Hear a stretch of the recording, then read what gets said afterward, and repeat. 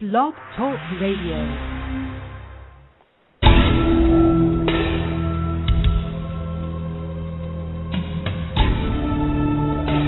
You are now listening to True Murder, the most shocking killers in true crime history, and the authors that have written about them.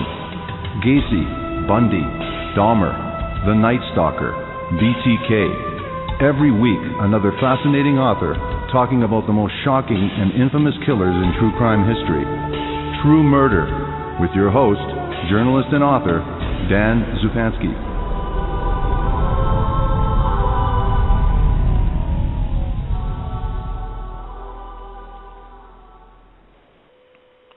Good evening. This is your host, Dan Zupansky, for the program True Murder, the most shocking killers in true crime history, and the authors that have written about them.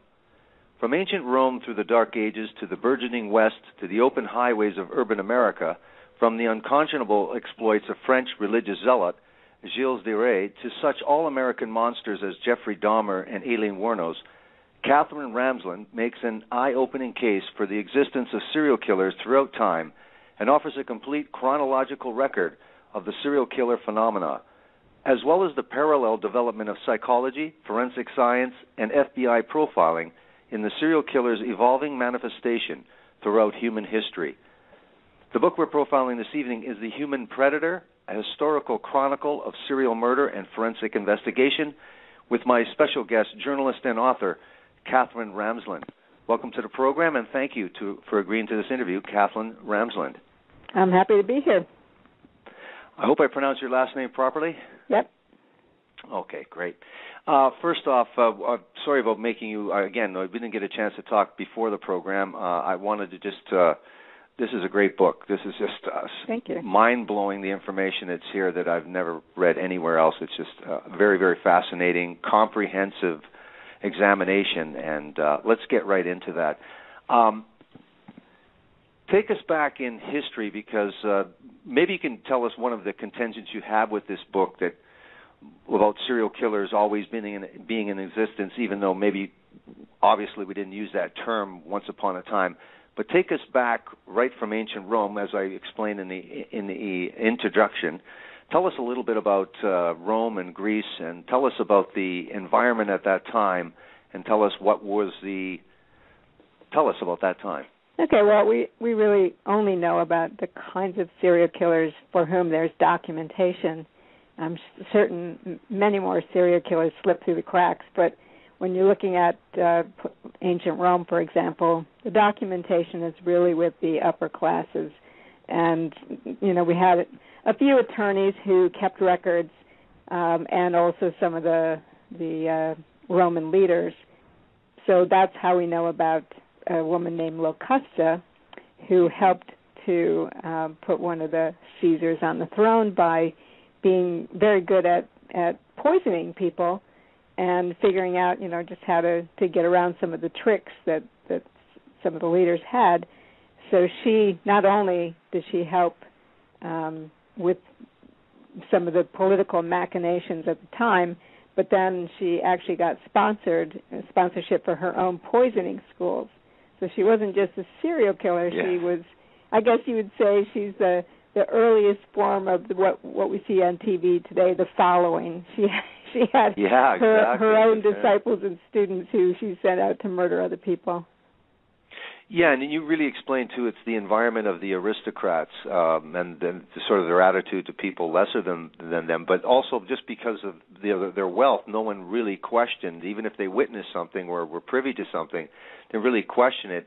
And she was really hired, basically, for her poisoning skills, and that's what led to the school. It was an incredible story. Right, and that continued through the rest, you know, for many centuries. The aristocrats were able to get away with whatever they wanted to because they were pretty much untouchable, kind of like bankers today, I guess. Yeah, or the wealthy.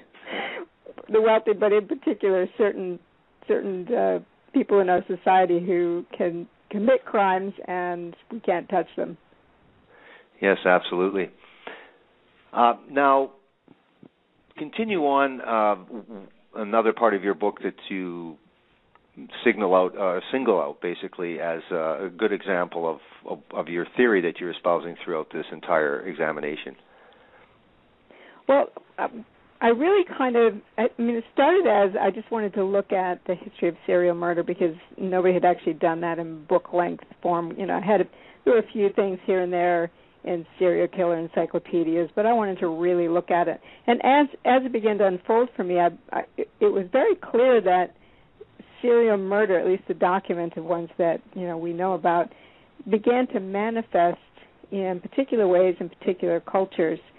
So if you had a very religious culture, for example, dominated by the Roman Catholic Church, a number of people took on certain manifestations. Like we had a whole bunch of werewolves for a while there who were, tried as wolves, and if they had families, that was the wolf pack, and they actually talked about, they would actually rip out, people's intestines with their own teeth because they thought of themselves as werewolves, and they had a whole story about how they met a guy in the woods who had a magic belt. When they put it on, they changed into a...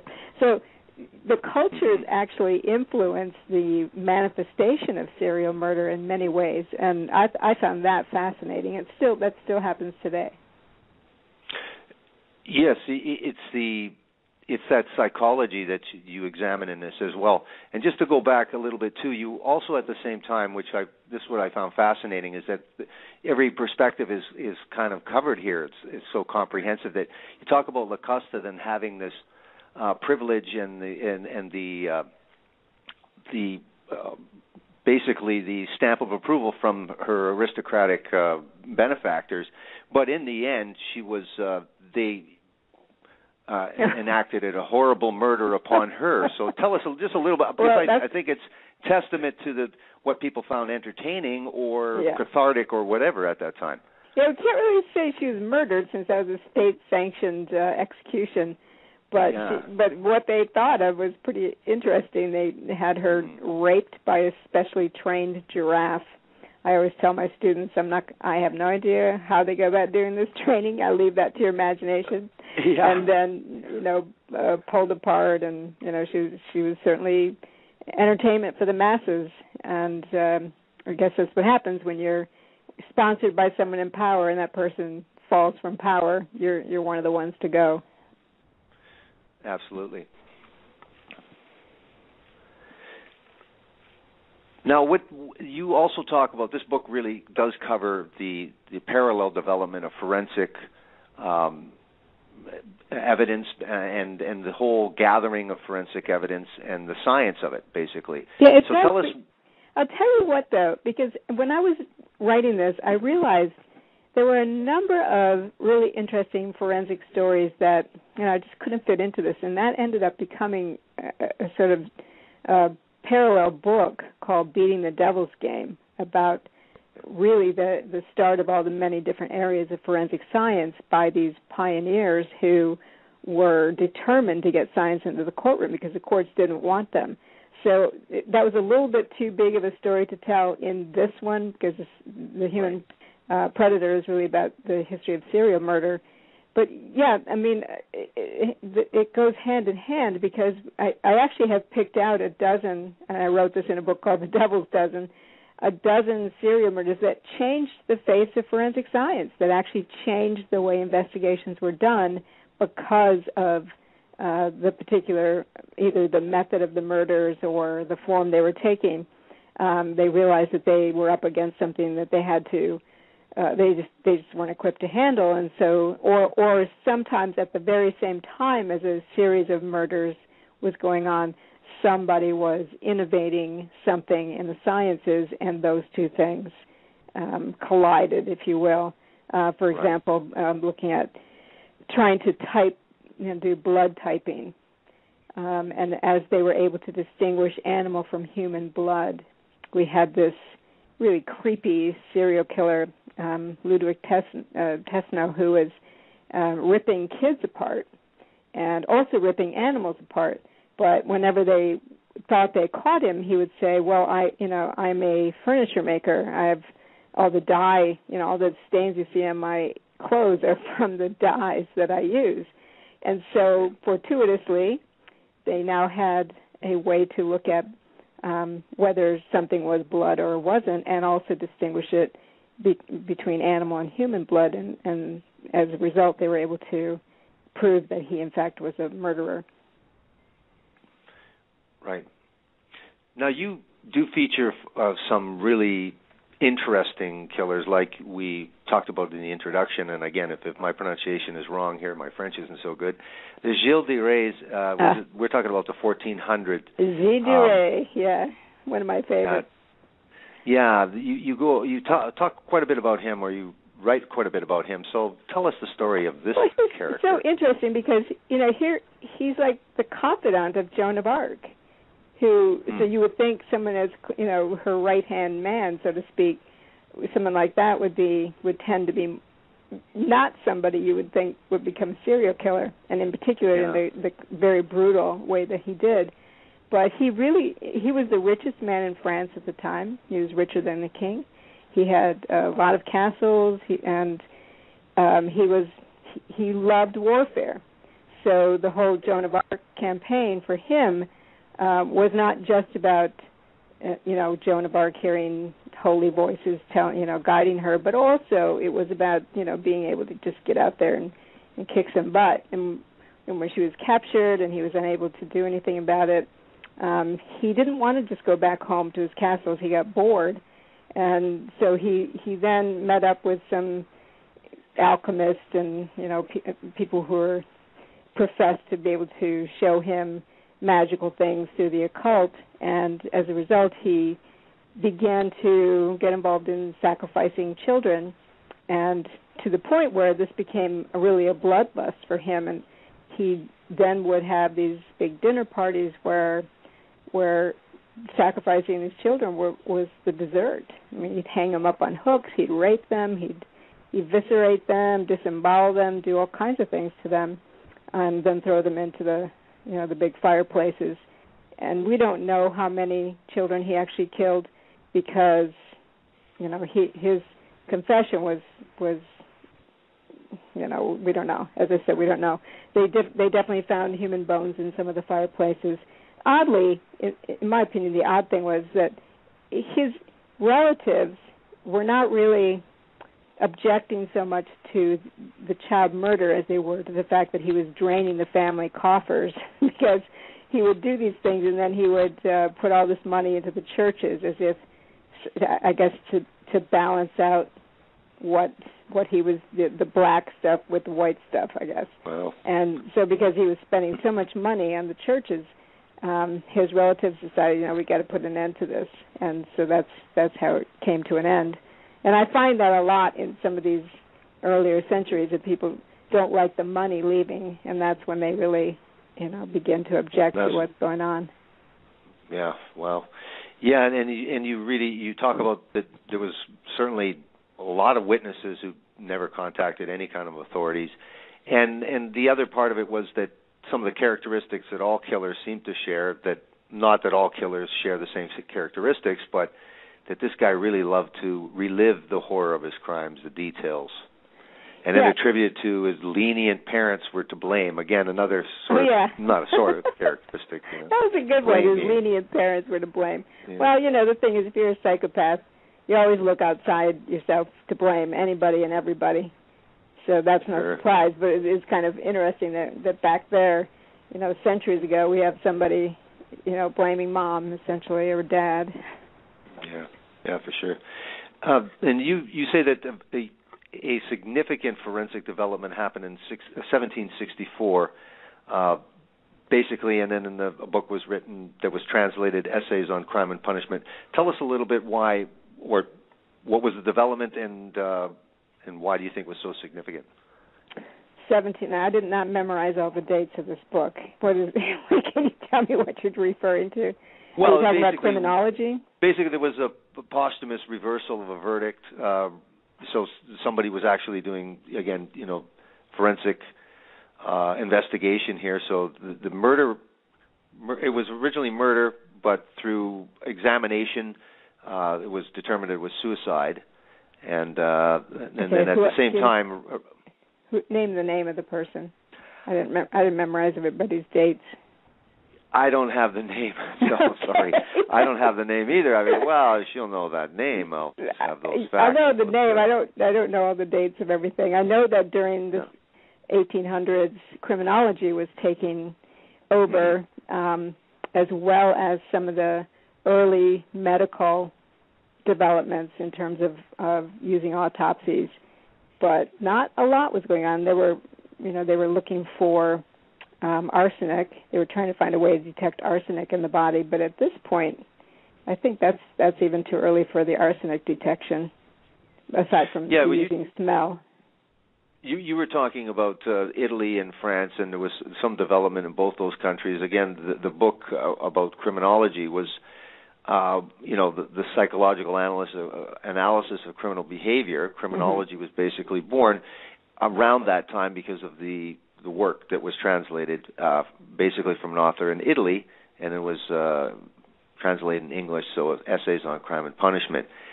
At the same time, you talk about how science obviously was replacing religion as the dominant force politically in society. Well, not easily. No. That's the whole point, is that we are getting a number of people who believe in science over religion, but they are, being imprisoned over it or losing their lives over it. And so it's quite a struggle through the 18th and into the 19th century to get attention on science. But even as science was gaining respect, the courts were not accepting it. So even, the religious stuff aside, the courts did not want to change their traditions. And it really took some of the pioneers like Lacassagne, a pathologist in France, to find sensational cases to attach themselves to, so that the public would hear about it. Because, the public, they loved these stories. The way they watch CSI today, they would read about all these criminal stories. And so as they would read about some input that some area of science added to the mix, they would pressure the courts to have more of that. And I thought that was pretty innovative in the 19th century.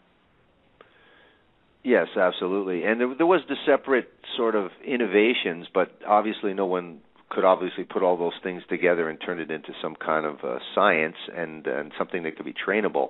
But there was little things happening like early recognition of fingerprints and things of that but nature. But even that was messy, because you had all these people sort of vying for, I'm the one who discovered this, and they didn't have a good system.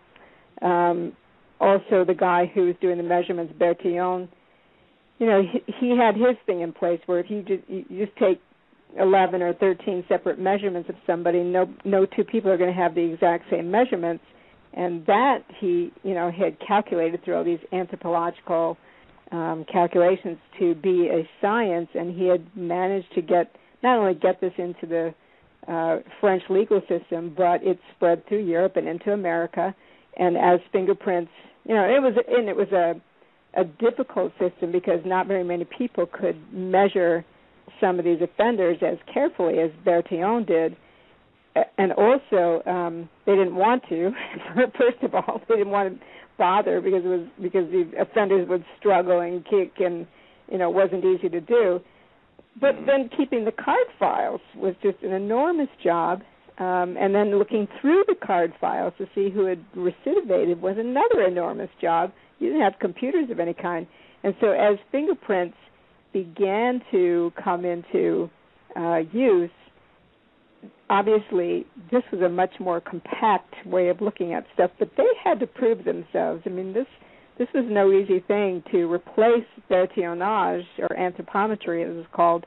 It was no easy thing to replace it because, they already had taken great expense and great effort to put it into place, and now you want us to kick out our whole system and replace it with fingerprints? That's hard. That's really hard to get people to do. Right, but there is always those same sort of, not the same sort of, but there's interesting parallels with resistance with the FBI and its criminal profiling. Definitely. Controversy early on with DNA, and then obviously developments with DNA. and in fiber, hair and fiber analysis.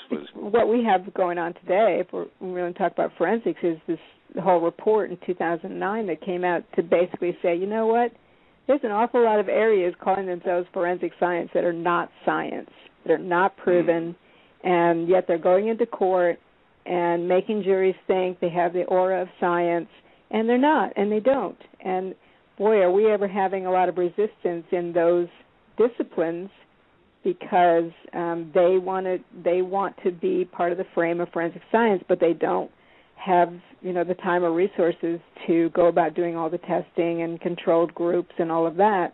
Very few things in forensic science actually are. DNA is one, toxicology is another, so forensic chemistry, forensic biology, but fiber analysis, hair analysis, these things have been identified as junk science in some cases, and odontology has put innocent people into prison. Handwriting analysis, these things have not been proven to be scientific.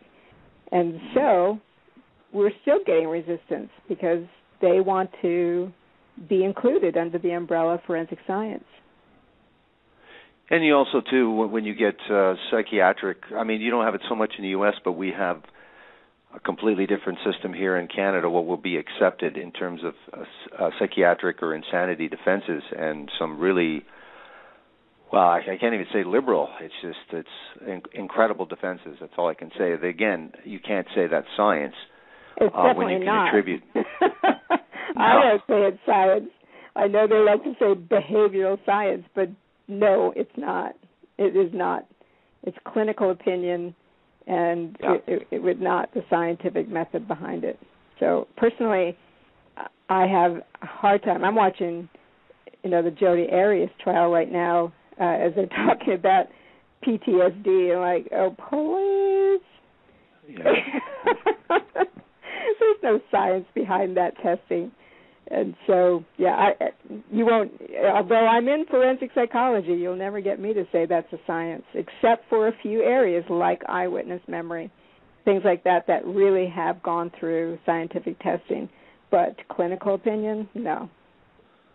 Yeah, and they're learning, too, now the false confession, too, and they can almost look at cases and go, wow, this could be a good example of that because of, so we won't dwell on that too much.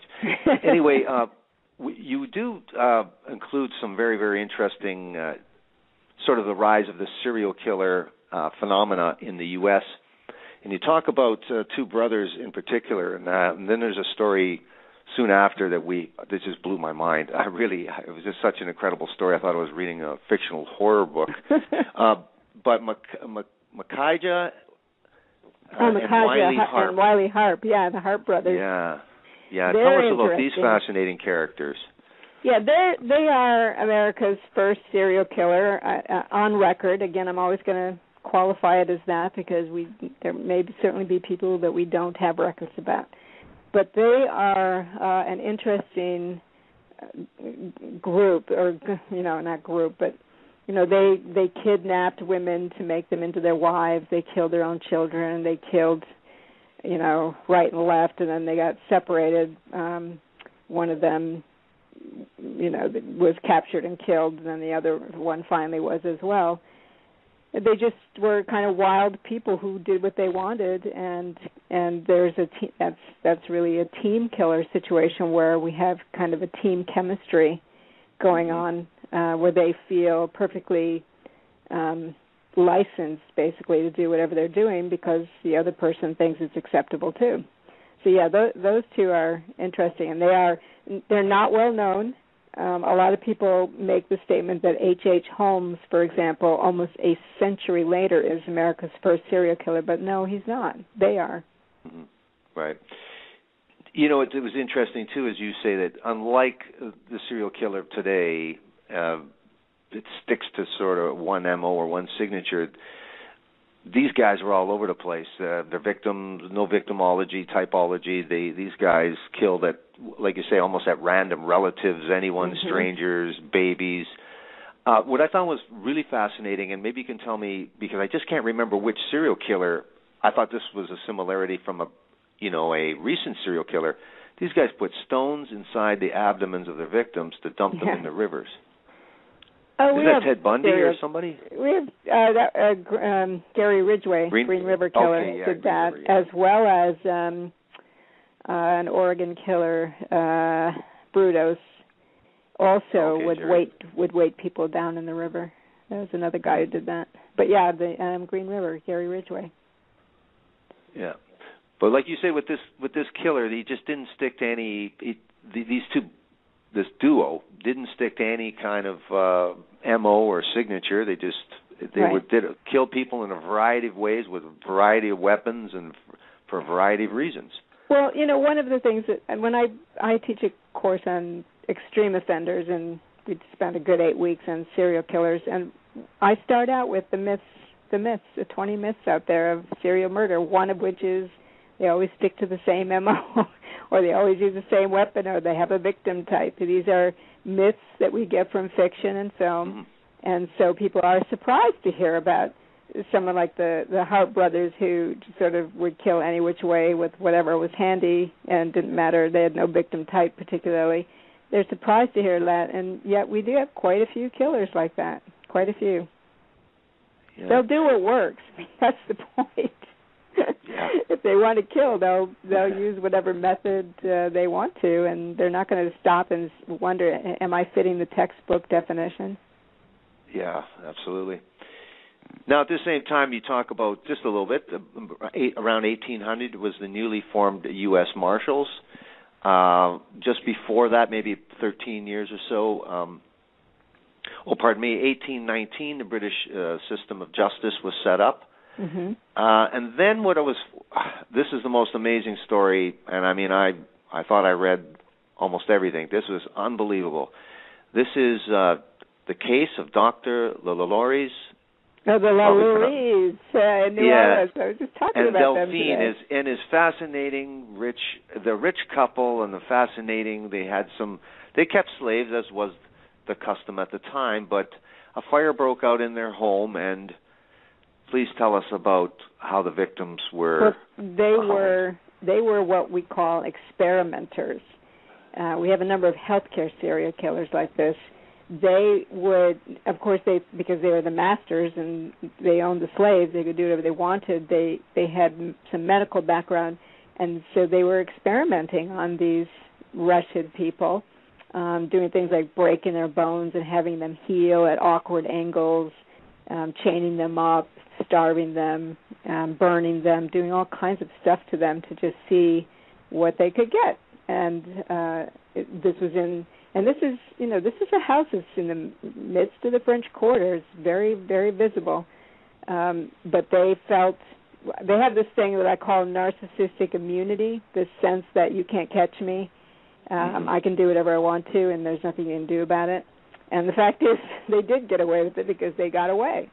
But when the fire broke out, the firefighters found these people in cages, or I see one person that was sort of like walking around like a crab because all the bones were broken and reset in odd ways. And, it's a really disgusting story. Yeah, the thing I found was just fascinating at that time. This is 1834. They had turned a man surgically into a woman.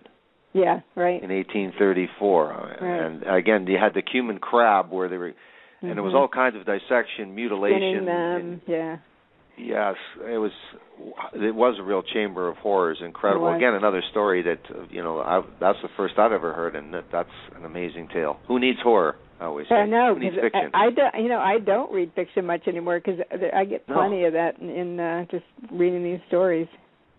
Yeah, I used to read horror when I was young, and then I just graduate to this stuff, which is true horror. That's all.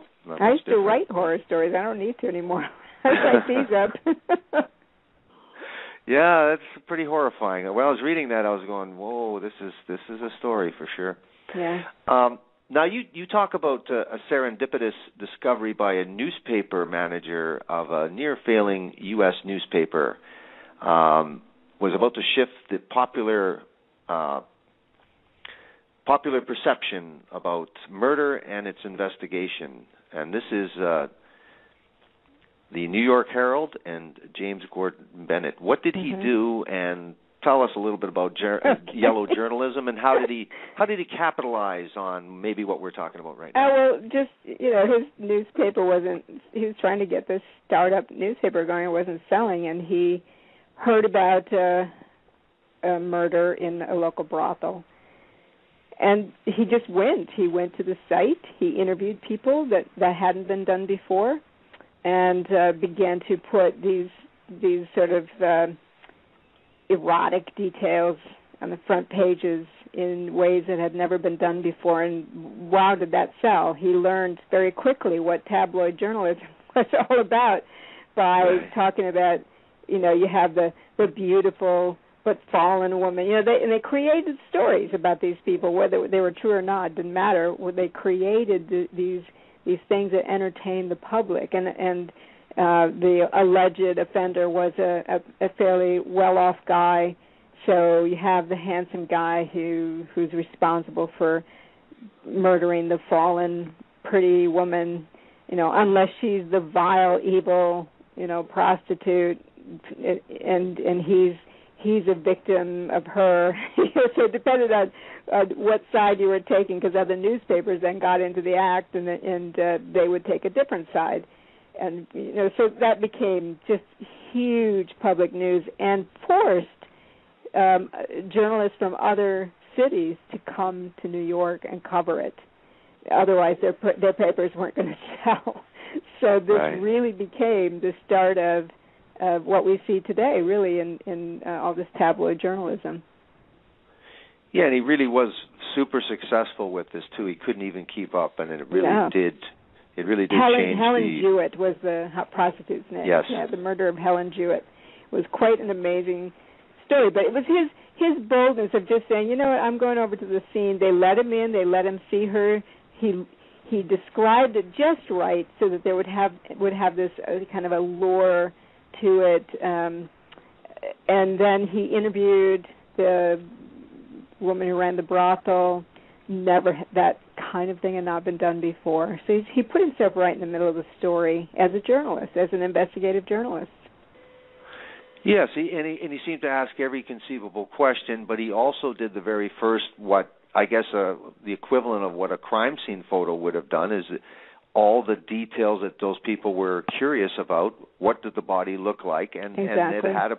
And he understood the public was interested in that. I guess he said, hey, I'm interested in it. The public will be interested. What do I got to lose? And he was right. And it still dictates today in most successful papers anyway. I mean, I think what's interesting, too, when you go back 200, 300 years, if you think people are deviant now, it was amazing. It's amazing the savagery years ago, even 200, 300, 500, all throughout history. But also the audience, the appetite for people getting retribution was incredible. Definitely. And, people didn't want to act as if they were actually reading this stuff. But of course, everybody was. It just became, you had to know. You had to know so you could talk about it. And then you had to go to court. And so the whole trial became a big sensation. Yes. Absolutely. Now, poison seems to be the method that women enact murder, but it also, again, I've read this before, but you, again, really reinforce this, that people don't think women are so capable of murder as maybe men, but you dispel that with some very, very good examples like Mary Ann Cotton. Maybe tell us a little bit about a narcissistic psychopath, Mary Ann Cotton. Well, first of all, a dead victim is as dead as any other, no matter whether they're shot or poisoned or stabbed or axed. Sure. So that's just as vile and violent as anything else. Women are pretty much, I'd have to say, smarter about it, because they get away with, those who are serial killers generally go for longer periods than men do and get away with it because they're quieter killers. Now, a predator is going to choose victims over which they can have control. So a 5'2", 100-pound woman is not going to choose a great big guy. That she's going to choose children. She's going to choose other women. Whatever it is, family members, and she'll use the weapon that she can get a hold of. And for many centuries, the best weapon for women was poison, because that's what they used for, to clear out the rats or clean their houses or, go down to the drugstore and get it in ways that they weren't able to purchase other types of weapons. So we really don't know that women gravitate to poison necessarily, so much as that was just the most practical tool for them. But we absolutely have women who will pick up a gun and shoot. We've had one very overweight woman rolled on her kids. We've had them use chainsaws and ice picks and knives, of course. They certainly will kill with other means if that's what they're inclined to do. And we have lots of examples of that. Now, do they kill for sexual purposes? Well, we have a few cases where they do. And so they actually got addicted sexually to murder. But more often, they're killing for status improvement or self-enrichment. So Mary Ann Cotton, for example, was, as they say, an attractive woman. When I see pictures of her, I don't think so, but, I'm a woman, so maybe I don't know. Anyway, so she's an attractive woman who, got herself married, got kids. She would, during these days in England in the middle of the 19th century, you could insure, family members. So she figured out pretty quickly he wanted to make some money, insure people and poison them. So she would see, somebody of higher status and figure, I got to get rid of this family in order to get that guy. So she'd, go through her children and husbands and get rid of them, move on to the next one, get rid of, and then if she sees yet another way to improve her status, she'd move on to the next one. So she killed about 20 people. And again, this is an interesting one. It was when she killed the neighbor's pigs that is when somebody said, wait a minute here. Oh. This is not going to happen. But also, she had killed a boy who was, I can't remember, like a stepson or something. And a doctor got suspicious about that one, and he's the one who actually did an autopsy and found the arsenic. And but even so, they used arsenic in the wallpapers and in hair dressing and things like that. So she did have a pretty active defense in terms of, well, how do you know these people didn't just lick the wallpaper or something like that? Because they did not have very precise equipment, especially among the lower classes, which she was a member of. They didn't have very precise ways of measuring these things, nor much inclination to do so she got away with it for quite a long time. But she was hanged in the end. Yes. You include another story about the Benders, and we won't go through this because we would, be about a 5-hour program, but you talk about the Benders, and part of their reason to kill was theft. They would steal their victims' money and then hit them with a sledgehammer and throw them in a hole. And again, it's very interesting to me when you see the psychopathic killer mind, and then you realize that sometimes they have a partner, a wife, a girlfriend, or a daughter, or a friend, or there's 2 or 3 people. David Parker Ray, 2 or 3 people acting on his behalf. Even scarier, very, very scary. Yeah, one, typically but then you 2 have, or 3. if you have families killing together, that's typically about self-enrichment. But someone like David Parker Ray was able to, because he was a sadist, and he was able to acquire, I don't know if I call them disciples, but in a way they were sort of a little murder cult.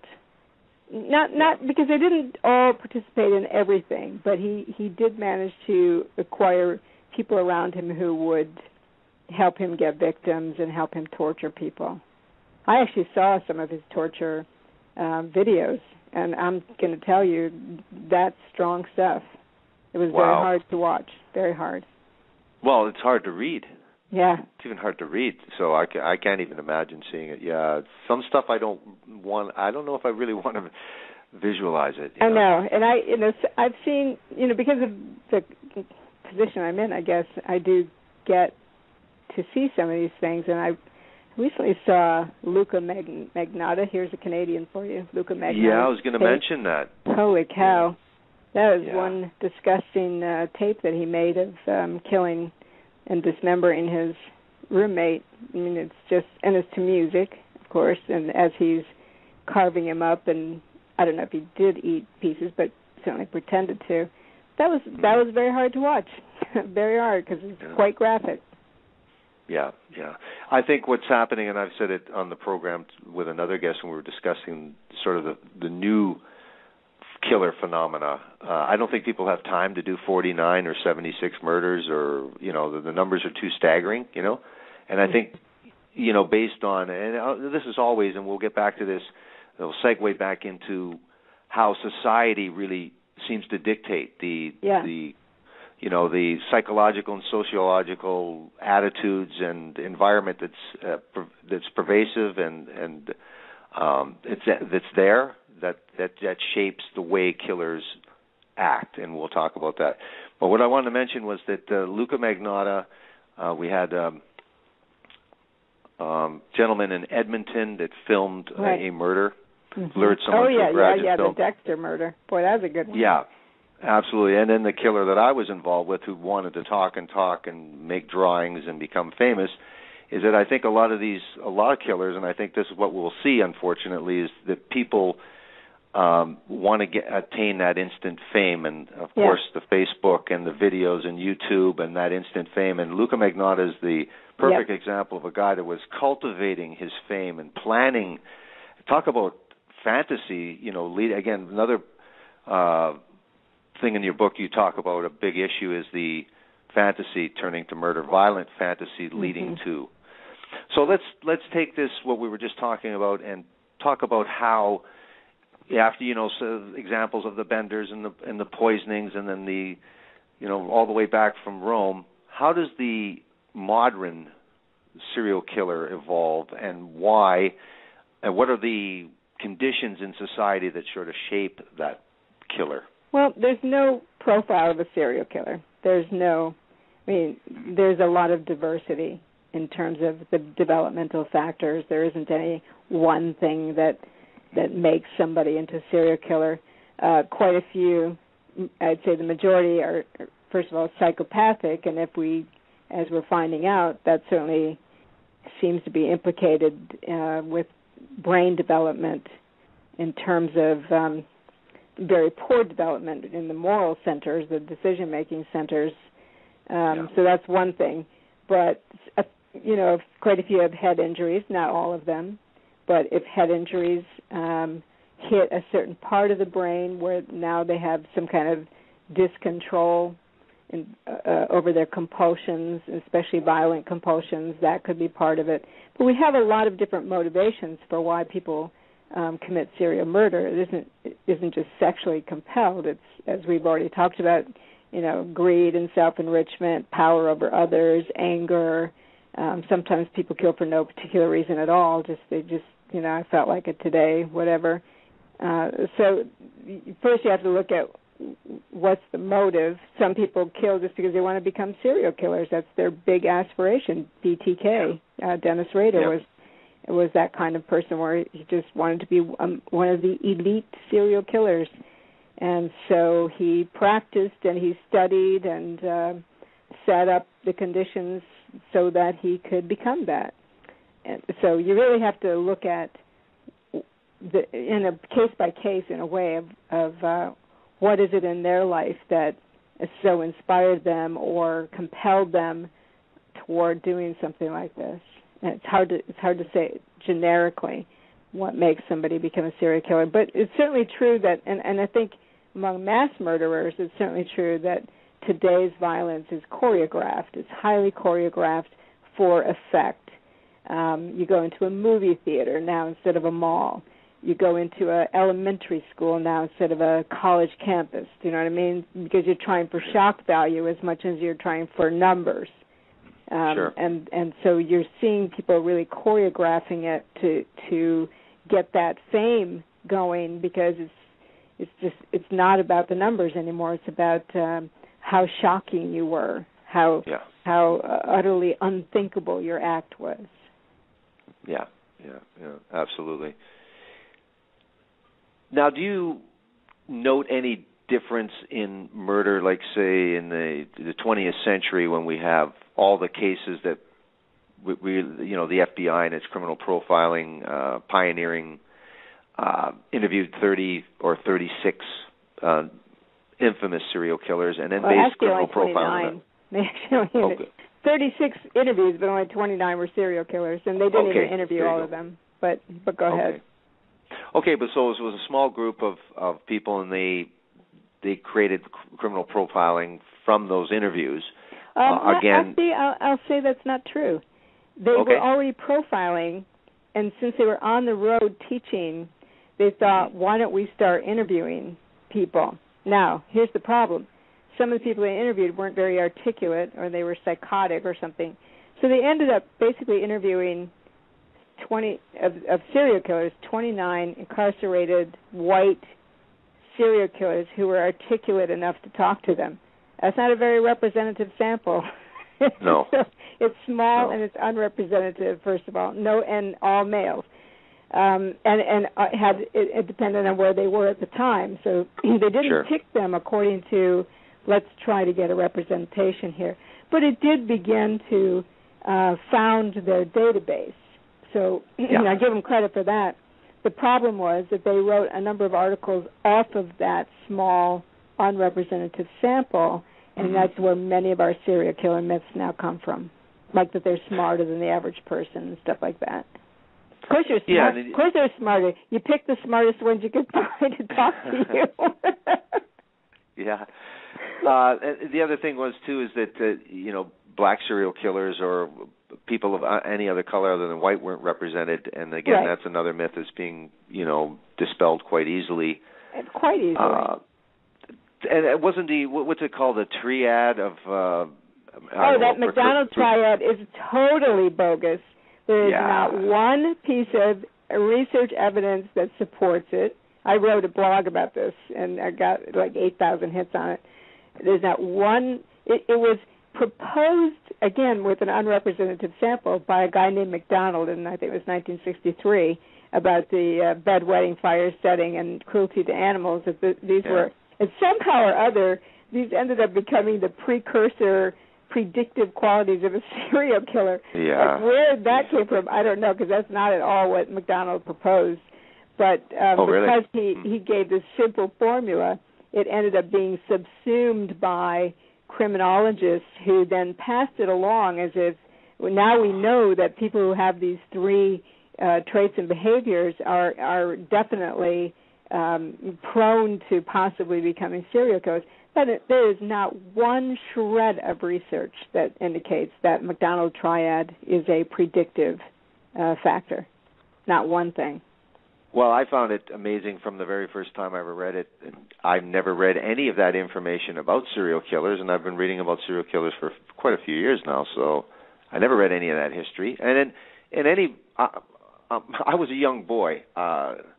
There was a lot of guys doing a lot of things to cats and all kinds of animals, and thank God we've come a little we've come a little ways from there, in general acceptance anyway. But there would have been a lot of serial killers I would have looking over my shoulder over, because same with fires. I mean, some of this stuff is not that deviant, really. Yeah. But now I was talking about Robert K. Ressler and John Douglas and some of the stuff they've done. Now, there's been a lot of research and a lot of development, and people have taken off from that starting point and have still studied. Tell us a few more of the perceived myths or the popular myths about serial killers as well. There's very few female serial killers. In fact, there are quite a few females, and we talked about Locusta, who's one of our first documented. The person with the most victims on record is female. We have quite a few female killers. Some of the other myths are that they always go for the same type of victim, and that came basically from Bundy. He said I don't look for girls with their hair part in the middle. First of all, that was the style of the 70s. So almost all girls had their hair part in the middle, but if you really look at his victims, it's all over the place. He's got blondes, he's got girls with short hair. I mean, that was a silly myth that grew up around Bundy. That they secretly want to be caught. That's a good one. No, they don't. They want to do what they're doing. That's their addiction. They don't want to be caught. So that's another one. And the FBI actually put out a document in 2005 based on an international serial killer conference that they had, where they numbered, I guess, maybe eight of these myths that they wanted to put aside. A, that there's a profile of a serial killer. There is no such thing as a profile of a serial killer. So that was one. Trying to think of the ones they said. But they're all, you can tell by the look in their eyes. I hear that one from cops all the time. No, you can't. Only in retrospect can you do something like that. You can tell that they're always insane. Obviously, that's not true. They're mostly psychopathic predators. Or also that they're always psychopaths. That, too, is not true. Really? Because we definitely have those who have had remorse, who've turned themselves in or committed suicide. We've definitely had those who have not exhibited psychopathic traits. It's not a big percentage, but still, they're out there. That they can't stop. Yes, they can.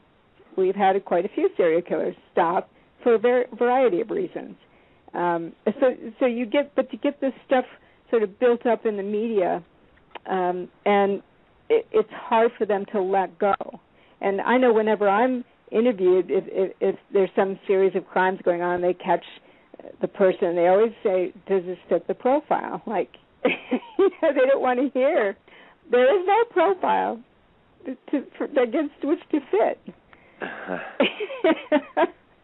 And that's, I know, because I work with, I know Ressler and Douglas, and I've worked with both of them. And I know people at the FBI, and it just aggravates them that people think there's a profile of a serial killer. There isn't. There's no typical. It's hard to get people to let go of that. Well, certainly these myths have been perpetrated and, perpetuated, like you say, in fiction and nonfiction as well. The CBC was doing a story, Canadian Broadcasting Corporation was doing a story about a young woman who was suspected, and I guess maybe she even confessed to killing some pets, and then they threw out that triad of predictability on serial killer, and they were trying to table some kind of legislation to keep her incarcerated over something that she was planning, she was talking about. She wrote a song about what she was going to do, and I went, this is incredible.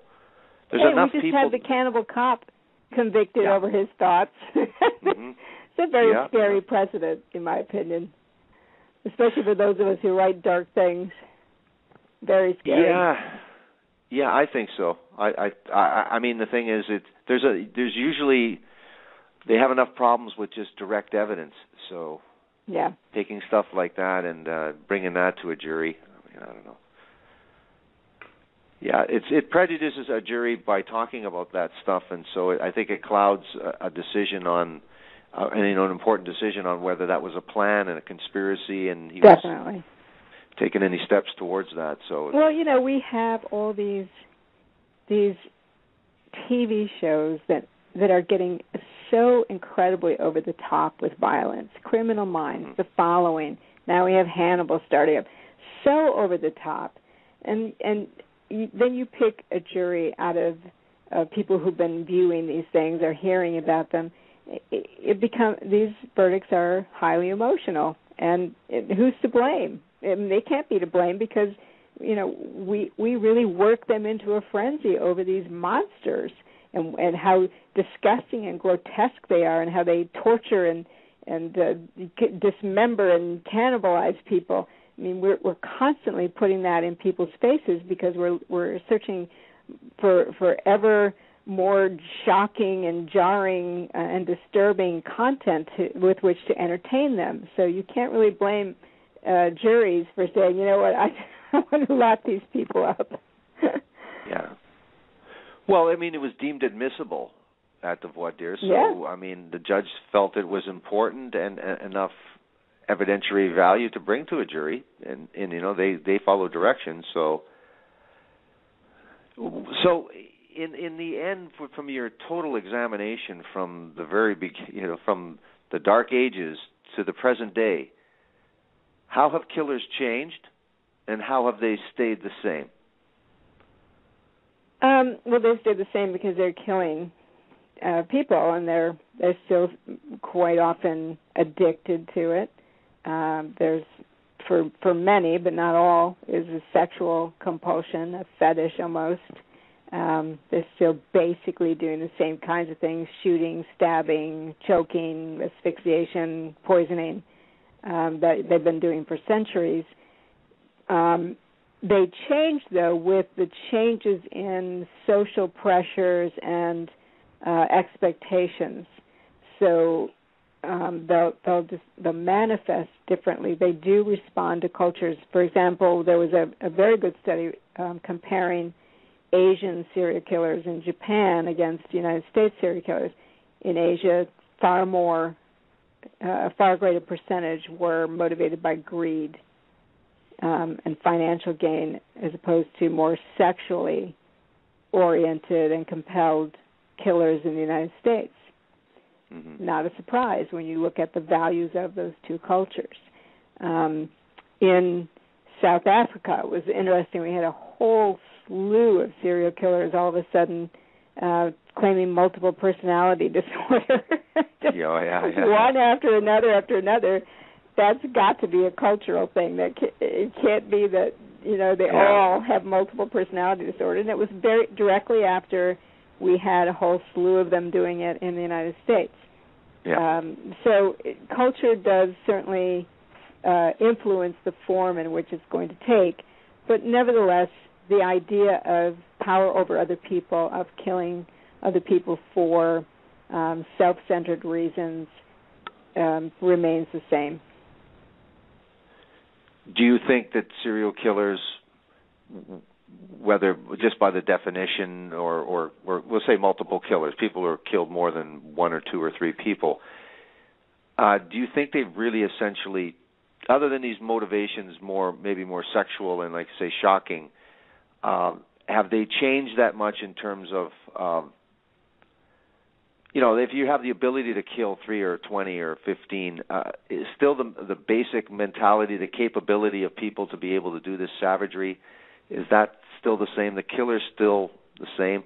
I think so, because the way they develop is really the key, and how much freedom do they have to exercise this thing. For example, take his name just escaped me, the black serial killer in Ohio, who had this house near a meat place. So, the smells, nobody really understood that he had all these bodies in his house.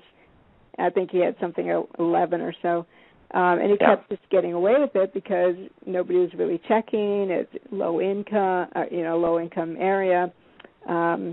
Many of them were prostitutes. Nobody was going after it.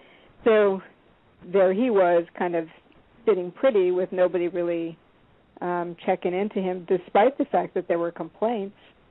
And so it really depends on what's their circumstance, what's their situation, and for how long do they want to keep doing it? How much risk are they taking? If they stay low risk, like it's all in my house and nobody's coming in my house, that's pretty low risk. If you're going into other people's houses, pretty high risk. So it's very hard to talk generically about serial killers for me, because I've looked at, well over 1,000 cases, and there's a lot more diversity among serial killers than there is, say, for mass murderers who have a very common type of temperament. But you don't find that among serial killers, not by a long shot. I mean, we have the youngest serial killer that I've heard of is 8 years old. I've heard of 3, 2 boys and a girl who was 10. That's pretty young. So how did they get that way? Well, each has his or her own story. We have serial killers up in their 50s and 60s. Most aren't that old, but those that are, who are they? Why do they start so late? or how do they end up getting away with it for so long? You know, so they're odd. Like let's look at Dennis Rader. He starts with a family of 4. You know? Yeah.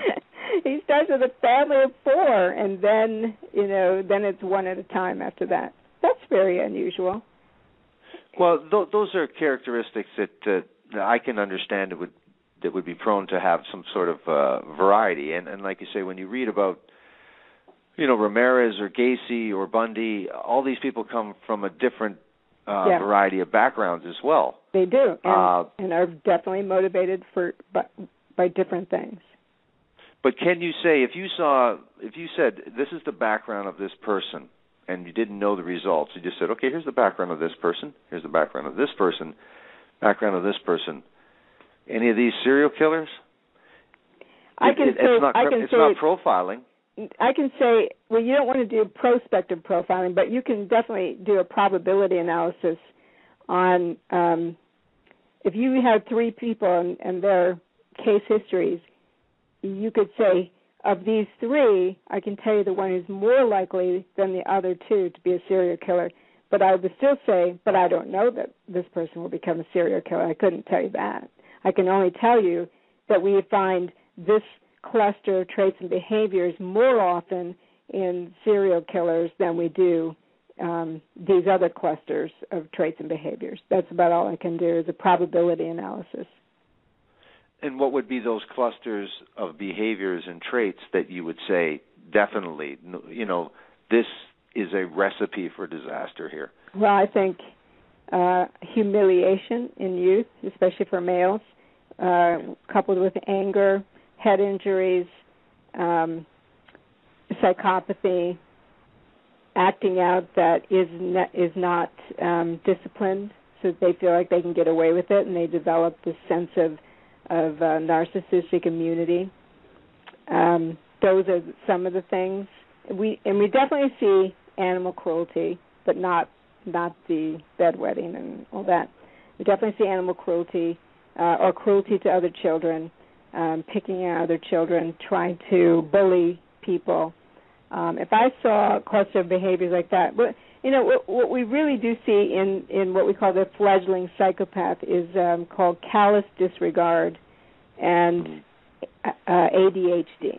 If you get those together, hyperactivity, attention deficit, and callous disregard, those appear to be part of what it takes to become an adult psychopath. Now, that's just the psychopath part. Most psychopaths are not criminals, killers, or serial killers. But if you do have the psychopathy traits already there, and you have a person who's acting out violently or sadistically or lying easily or blaming others or, things like that, and has that sort of anger, simmering anger, resentment, humiliation factor. I always say to my students, never underestimate the effect of humiliation, because that simmers in people.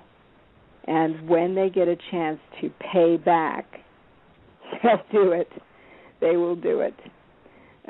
So humiliation is a big deal, but head injuries as well. And so I'd have to say, if I saw a lot of that going on in a person, that doesn't mean they'll become a serial killer, but I think that you can say that that's the kind of person you'd want to watch and certainly do active interventions with. I wouldn't take issue, but I just found it interesting what you said about psychopaths, because I just have a little bit of an issue with the determination that your boss can be a psychopath. Again, I hate to beat up on the CDC. Oh, I agree with you. I hate these studies. They're so unscientific. They're so I hate them. Yeah, you can tell a psychopath by their Twitter tweet or whatever. Really? Well, I think I agree with you. I think there's a danger, though, in Robert Hare saying that, listen, not only are psychopaths, again, we changed the word to sociopath. Again, it sounds nicer. But psychopath, I think, has to be, I think there has to be something, some term reserved for these kinds of people. Now, if my boss is psychopathic, then I have to say, okay, this is a psychopathic killer. But we've already taken and rendered the word sort of somewhat less dangerous because my boss. Most psychopaths are not killers; they're not even criminals. I could say that. I could see that, but at the same time, I think there's a danger in diminishing, or at least not having a term for these people that are psychopathic killers. I think it's also a danger when people see a person who happens to be schizophrenic who is charged with this atrocious murder on a Greyhound bus, and then you're going to walk into a room and say, "Hey, by the way, I'm schizophrenic." Instead that becomes part of, the media is implicated in that. They often will spread these stories without true understanding of the conditions. I mean, you're not more prone to be violent if you have schizophrenia unless you have a certain brand of paranoid schizophrenia, and in that case it's more preemptive violence, self-defense than it is anything else. But the media doesn't teach us that stuff. So that becomes an issue. And now we have such a flood of crap about psychopaths. It's hard to know how to make your way through all of it because the studies are terrible. They're headline-grabbing studies based on, 10 people, things like that. It's very hard to make your way through it and to know really what it means. And then, of course, you get these programs where the psychopath is just the worst, most evil person you can imagine. So these do become issues. But there's little doubt from the research, and when I was talking about the fledgling psychopath, I wasn't even talking about Hare's research. There's little doubt from the research that psychopaths definitely have more, if they are criminals, they have more criminal diversity, and they do recidivate more often than other people. So that's why I say, because we do have that research, you can do a probability analysis on, if you have the potential, the fledgling psychopathic behaviors in place, and also this violent temperament and narcissistic immunity, you have certainly a person who needs intervention. That's a person who is certainly on the road to doing what they want to do for their own self-gratification, no matter what it might cost somebody else.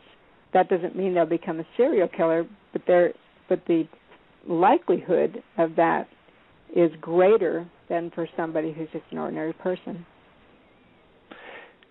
Now, what do you see as the sort of the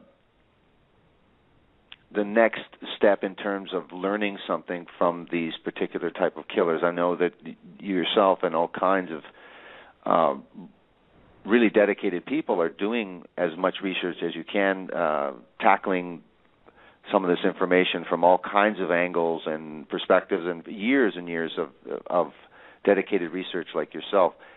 Tell us what you see in terms of what would be the next step in terms of trying to understand these unique, again, you say they don't share any characteristics, but what's the next step in trying to understand the serial killer mindset, the psychology behind these people? The neuropsychology is what's the next step. Already they're doing the brain scans on they're doing brain scans on psychopaths, they're doing brain scans on violent people.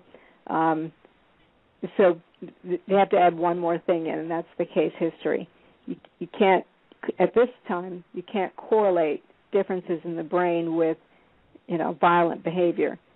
We know that certain things are showing up, and the more brain scans we get to differentiate the violent brain, the better we're going to be. But we have to have the case history going along with that, and the case history takes a much longer time than sticking somebody in an MRI machine.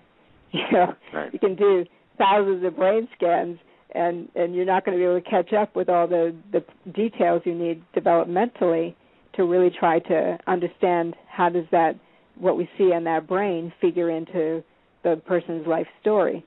So that's pretty intensive research, but certainly someone like Kent Keel, who's doing that out in New Mexico, right? he understands. He's made some statements, which I think he's not really quite got the support to make, but he certainly understands that you can't just take correlation and make that into causation, and that wow, it'd be great if we had 10,000 brain scans of psychopaths, but it'd be even greater if we had we could match these developmentally these brain scans against the life story, the details of the person's life. That's going to be a lot of work. Yeah, and it's hard sometimes to go backwards with people passing away, so you have to take some information from sometimes these killers, which are notorious liars. A mixture of lies. A mixture of lies and truth, but a fair amount of lies too are in there. So some of the good studies I've seen are the adolescents who, I just mentioned the fledgling psychopaths. So some of there's a few places. There's one in Wisconsin where they're doing very intensive work with kids who are at risk of becoming adult psychopathic offenders, and they're finding that some of the interventions they're doing are in fact dropping the recidivism rate. Now, if you take that kind of work and then match it neurologically, with the brain scans, and also with the, how did the kid get to this point? Because now, so he's 16, he hasn't had so many years to develop. We can do a lot more with that than we can with somebody who's 46. So if you got some really focused research on people in that sort of clientele, I think that would be a pretty good start to help us know how to intervene and really try to prevent.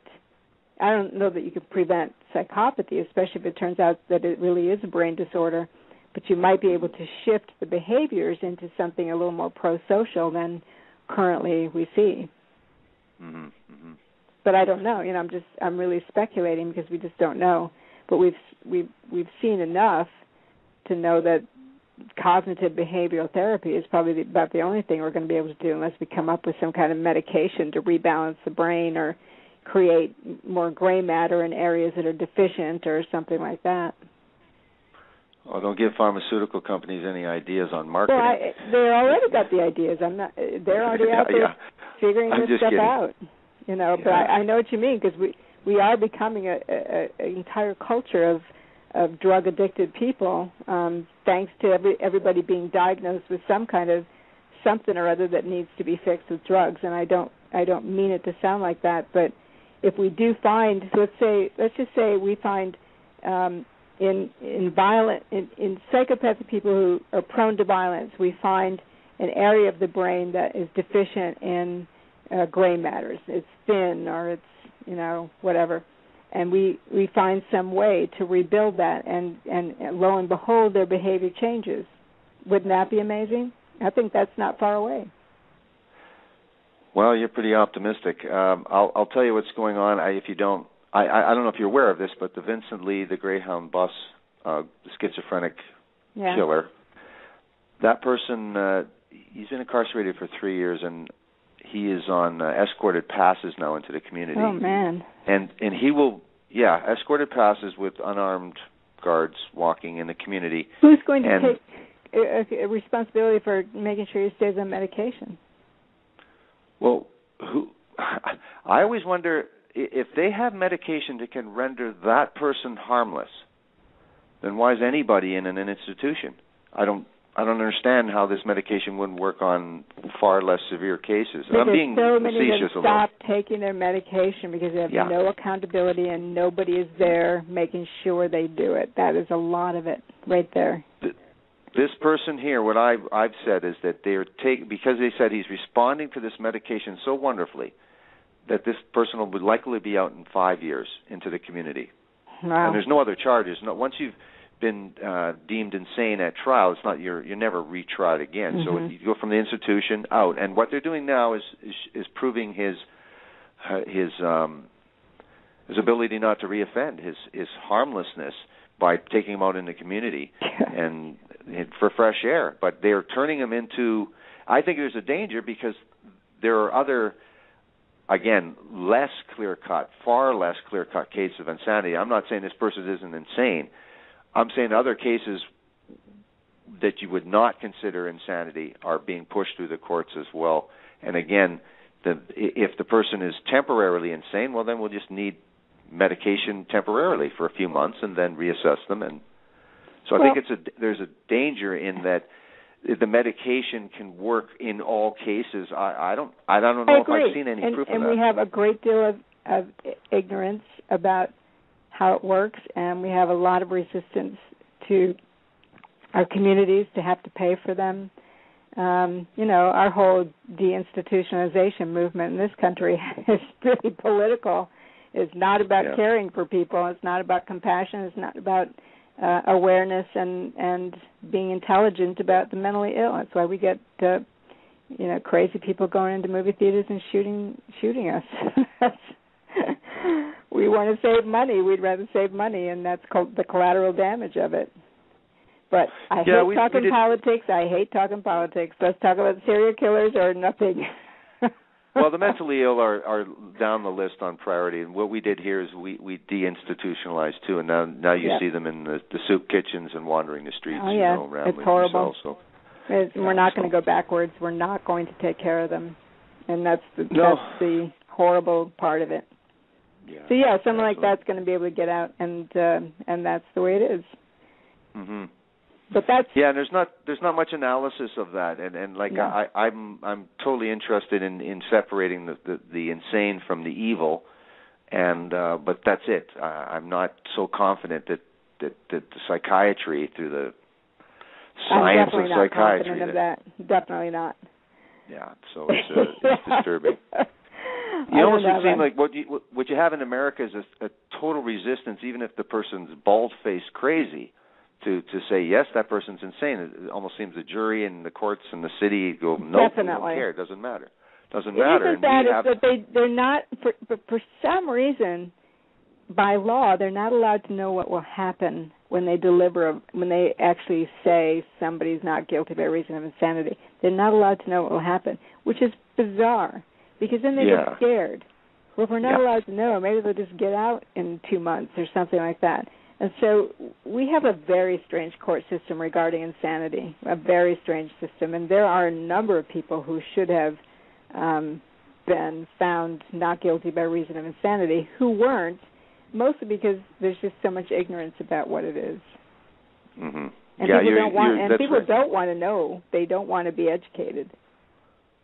They really don't. No, it's just responding to fear. And again, the media doesn't do any justice most times in terms of analysis. It's headlines, and so it's a confluence of events that keep continuing, so that there's justice seems to be less.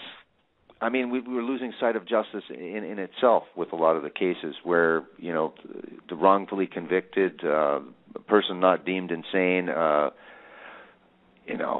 Circumstantial evidence like the Casey Anthony case, you just shake your head. Wow.